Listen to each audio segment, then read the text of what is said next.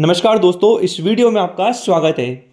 Generally लोग gold में investment कैसे करते हैं? या तो फिजिकल गोल्ड खरीद लेते हैं या फिर गोल्ड की ज्वेलरी खरीद लेते हैं। बट अगर आप गोल्ड में इन्वेस्टमेंट करने के और भी तरीके ढूंढ रहे हैं तो ये वीडियो आपके लिए है, क्योंकि आज के इस वीडियो में हम डिस्कस करने वाले हैं डिजिटल गोल्ड, गोल्ड ईटीएफ और सॉवरेन गोल्ड बॉन्ड के बारे में। प्लस हम ये भी समझेंगे कि कौन से गोल्ड ईटीएफ सबसे अच्छे हैं और हमें गोल्ड ईटीएफ के अंदर कितना इन्वेस्टमेंट करना चाहिए। तो शुरू करते हैं हमारा आज का वीडियो। सबसे पहले हम ये समझते हैं कि गोल्ड में इन्वेस्टमेंट किन किन तरीकों से हो सकता है। देखिए, गोल्ड में इन्वेस्टमेंट करने के 4 तरीके हैं: physical gold, digital gold, gold ETF और गोल्ड बॉन्ड। सबसे पहले हम बात करते हैं फिजिकल गोल्ड के बारे में कि अगर आप फिजिकल गोल्ड में अगर इन्वेस्टमेंट करते हैं तो क्या उसका फायदा है आपको या क्या उसका नुकसान है।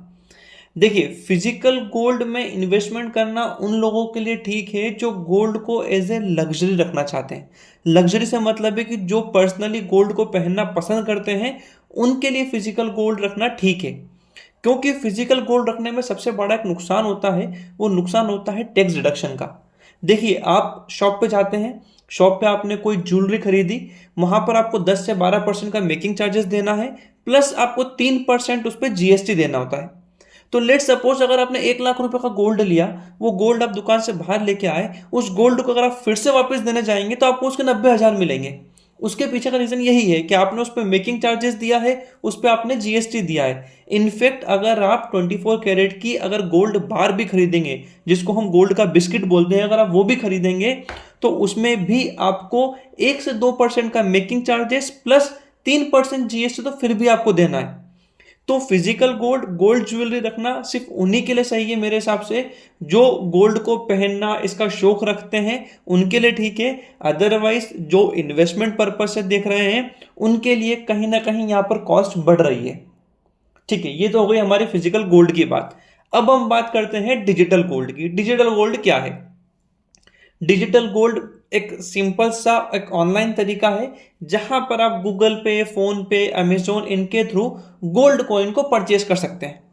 अब आपने गोल्ड कॉइन परचेज कर लिया, बट इसकी प्रोसेस में होता क्या है कि जो पर्सन आपको ये डिजिटल गोल्ड दे रहा है वो उतना ही गोल्ड अपने एक पर्सनल शेल्फ में भी रखता है। शेल्फ मतलब उनके पर्सनल गोडाउन में, पर्सनल वेयर हाउस में।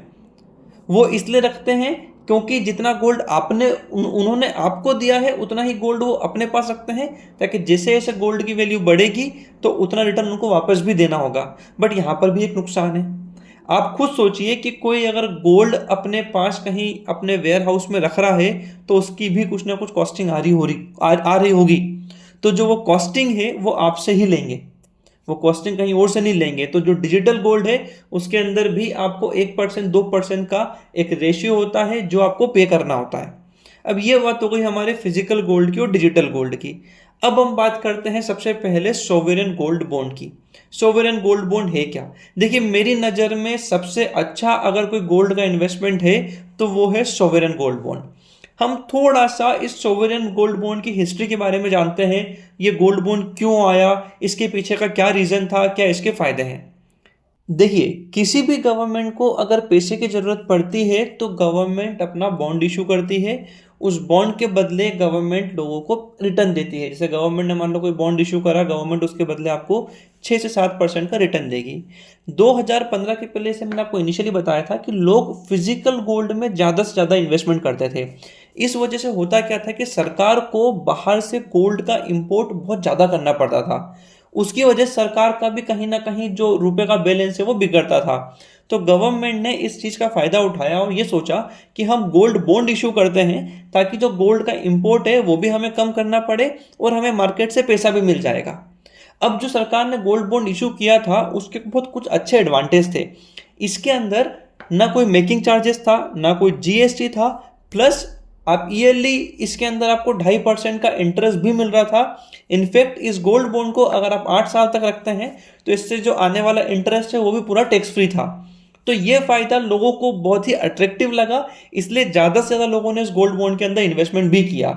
बट सरकार ने यहाँ पर एक फोरकास्ट शायद यहाँ गलत कर दिया था कि सरकार का जो एक्सपेक्टेशन है रिटर्न का उससे कहीं ज़्यादा रिटर्न गोल्ड इस बॉन्ड ने लोगों को दिया है। वो कैसे दिया है कि 30 नवंबर 2015 को पहली बार ये गोल्ड बॉन्ड की बैच आई थी, जो 30 नवंबर 2023 को मैच्योर्ड हुई।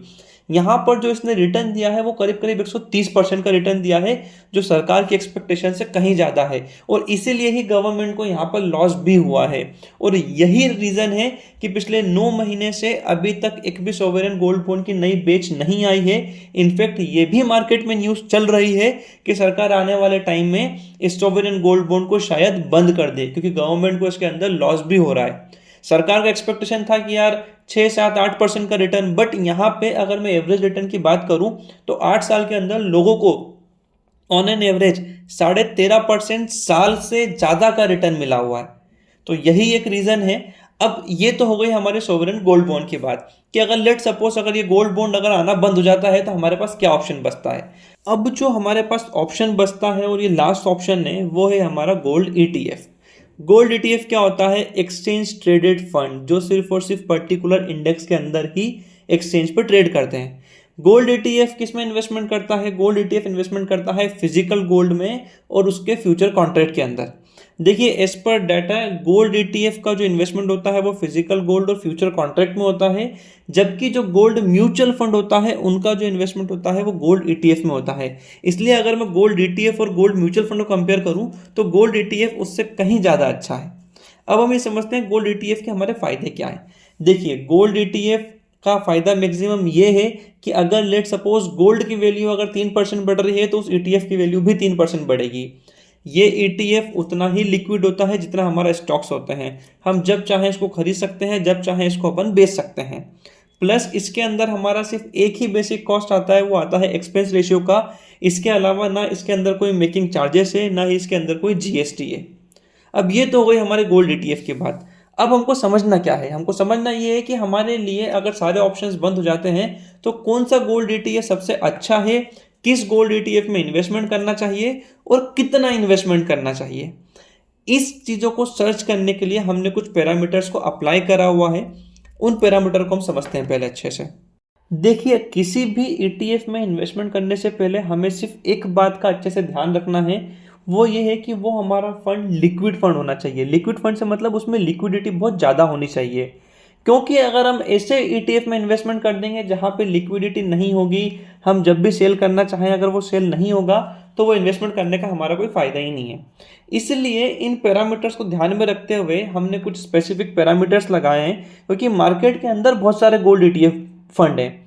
बट मेरा जो क्राइटेरिया था वो सिर्फ 2 चीज़ पे था कि एक तो मेरा फंड लिक्विड अच्छा होना चाहिए, दूसरा मेरे फंड का जो एक्सपेंस रेशियो है वो कम होना चाहिए।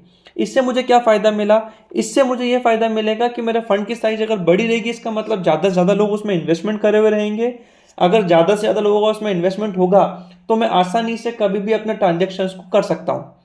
तो उस बिहाफ पे हमें कुछ फंड मिले, उसमें से जो टॉप 4 फंड मिले हैं वो हमें आईसीआईसीआई गोल्ड ईटीएफ मिला है, कोटक गोल्ड ईटीएफ मिला है, एचडीएफसी गोल्ड ईटीएफ मिला है और निप्पॉन इंडिया गोल्ड ईटीएफ मिला है। ये 4 फंड ऐसे हैं जिसका जो AUM है वो 1000 करोड़ से ज़्यादा है, जिसका एक्सपेंस रेशियो भी ऑलमोस्ट 0.60% या उससे कम है। तो ये 2 पैरामीटर्स के बेसिस पे हम भी डिसाइड कर सकते हैं कि ये 4 ETF हैं जिसमें आप इन्वेस्टमेंट कर सकते हैं। बट फिर भी आप अपने लेवल पे एक बार रिसर्च कर सकते हैं, समझ सकते हैं कि कौन सा ETF अच्छा है। ठीक है, अब हम आते हैं, हमारा लास्ट टॉपिक है कि हमें कितना इन्वेस्टमेंट करना चाहिए हमारे पोर्टफोलियो का। देखिए, एक डेटा के अकॉर्डिंग जिस भी पोर्टफोलियो के अंदर गोल्ड ETF होता है उसका जो रिटर्न है वो 1.5% या 2% से बढ़ सकता है। अब जो गोल्ड ETF का इन्वेस्टमेंट है वो बेसिकली 3 पार्ट में डिवाइड है: कंजर्वेटिव, एग्रेसिव, डिफेंसिव। आप मेरी स्क्रीन पे चेक कर सकते हैं। ये बेसिकली क्राइटेरिया है जिसके बेसिस पे आप गोल्ड के अंदर इन्वेस्टमेंट कर सकते हैं। मैं आशा करता हूँ कि जो इन्फॉर्मेशन मैंने आपके साथ में शेयर करी है वो आपको पसंद आई होगी। Thank you for watching this video.